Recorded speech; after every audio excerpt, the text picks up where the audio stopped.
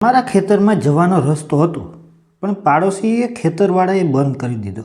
હવે ટ્રેક્ટર, બળદગાડું કે પગપાળા પણ અમે ખેતરે જઈ શકતા નથી. હાથબારમાં રસ્તો લખેલો નથી, તો હવે શું કરવું જોઈએ?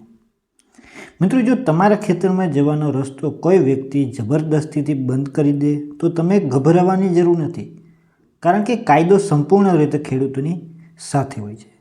આ વિડીયોમાં હું તમને સરળ ભાષામાં સમજાવીશ કે રસ્તો બંધ થયો હોય તો કાયદો શું કહે, તમને રસ્તો મળવાનો હક ક્યારે મળે, કઈ ઓફિસમાં અરજી કરવી અને આખરી રસ્તો શું છે. નમસ્કાર મિત્રો, હું માલદે આયર અને તમે જો રહ્યા છો કિસાનભાઈ યુટ્યુબ ચેનલ. મિત્રો, વિડીયો ઉપયોગી હોય તો તમારા મિત્રોને શેર કરો અને કિસાનભાઈ યુટ્યુબ ચેનલને સબસ્ક્રાઈબ કરવાનું ભૂલતા નહીં. અને વિડીયો તમે અંત સુધી જોતા એક પોઈન્ટ મિસ કરી દેવો તો તમને પૂરી જાણકારી નહીં મળી શકે. રસ્તો કેમ બંધ કરવામાં આવે? સામાન્ય રીતે રસ્તો બંધ થવાના કારણો આવા હોય. પાડોશી ખેતરવાળો કહે કે આ મારી જમીન છે, નવી વાડ બાંધણી કરી દે, ટ્રેક્ટર ચાલતો હતો અને રસ્તો ખાડા કરી દે છે. કહે કે હાથ બારમાં રસ્તો નથી એટલે હક નથી. પણ મિત્રો, રસ્તો માત્ર હાથ બાર પર આધારિત હોતો નથી. શું રસ્તો હાથ બારમાં હોવો જોઈએ? આ બહુ એક મોટી ગેરસમજ છે. રસ્તો હાથ બારમાં લખેલો ના હોય ને છતાં પણ રસ્તાનો હક મળી શકે.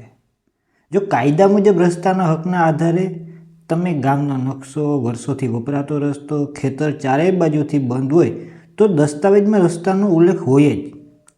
પછી વર્ષોથી વપરાતો રસ્તો, જો તમે અથવા તમારા પિતા દાદા વર્ષોથી એક જ રસ્તો વાપરતા આવ્યા છો, ટ્રેક્ટર, બળદગાડું, પાક લઈ જવા હતા, તો એ ખેતરે એ રસ્તાને કાયદામાં પરંપરાગત રસ્તો કહેવાય, એટલે કે પરંપરાગત હક કહેવામાં આવે છે.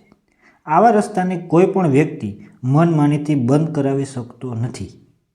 ખેતર ચારેય બાજુથી બંધ હોય તો શું કરવું?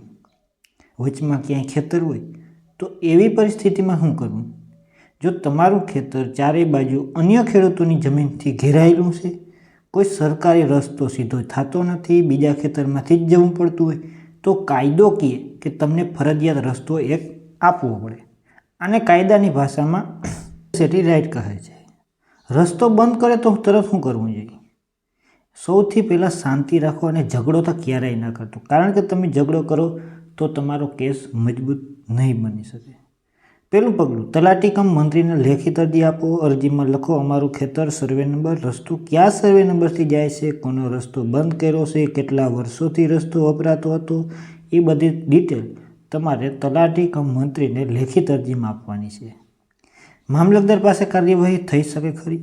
જો તલાટી પાસે ઉકેલ ના આવતો હોય તો તમે મામલતદાર કચેરીમાં અરજી કરી શકો છો. મામલતદાર પાસે એના અધિકાર હોય, સ્થળ તપાસ કરી શકે, પંચનામું બનાવી શકે, તાત્કાલિક રસ્તો ખુલ્લો કરવાનો એનો અધિકાર હોય છે. ઘણા કેસમાં મામલતદાર આપીને રસ્તો ખુલ્લો રાખવામાં આદેશ આપતા હોય છે. પોલીસ ફરિયાદ કરવી પડે કે નહીં? જો સામેનો વ્યક્તિ ધમકી આપતો હોય, લડાઈ કરતો હોય, બળજબરીથી રસ્તો બંધ કરી દે તો તમે પોલીસ સ્ટેશનમાં લેખિત અરજી આપી શકો છો, કારણ કે રસ્તો બંધ કરવો અને અવરોધ એ ખેડૂતના કાયદામાં અડચણ બનતી હોય છે. કોર્ટમાં જવું હોય તો શું કરવું પડે? જો તમામ પ્રયત્નો પછી પણ રસ્તો ના મળે તો તમે સિવિલ કોર્ટમાં કેસ કરી શકો છો. કોર્ટમાં ઇન્જેક્શન અરજી મળે, કાયમી રસ્તાનો હુકમ મળી શકે અને સ્ટે ઓર્ડર આવે. ઘણા ખેડૂતોને કોર્ટ દ્વારા કાયમી રસ્તો મળ્યો છે, એવા દાખલા પણ ઘણા છે. શું પોતે જ રસ્તો બનાવી શકાય ખરો? ખેતરમાં જવાનું નહીં. બીજાની જમીન પર બળજબરીથી રસ્તો બનાવવો, એ ઝઘડો કરવો, વાત તોડવી, આ બધું એક ગેરકાયદેસર ગણાય. હંમેશા કાયદેસર રસ્તો જ અપનાવવો જોઈએ, એટલે લાંબા સમય માટે તમને ફાયદો થાય. ખેડૂત મિત્રો માટે એક મહત્ત્વની વાત છેલ્લી લાઈન: બધા દસ્તાવેજ સાચવીને રાખો. ગામડાના વડીલોની સાક્ષી બનાવો, નકશો અને જૂના પુરાવા મેળવો. તલાટી અને મામલતદાર પાસે લેખિત અરજી જ કરો. ખેડૂત મિત્રો, ખેતરમાં જવાનો રસ્તો બંધ થાય એ મોટો પ્રશ્ન છે, પણ કાયદો તમારી સાથે હોય છે. જો તમે સાચા હો, જો રસ્તો ખરેખર વપરાતો હતો, તો તમને રસ્તો ચોક્કસ મળે. આ વિડીયો ઉપયોગી લાગ્યો હોય તો લાઇક કરો, શેર કરો અને કિસાનભાઈ યુટ્યુબ ચેનલને સબસ્ક્રાઈબ કરવાનું ભૂલતા નહીં. જય જવાન, જય કિસાન, વંદે માતરમ.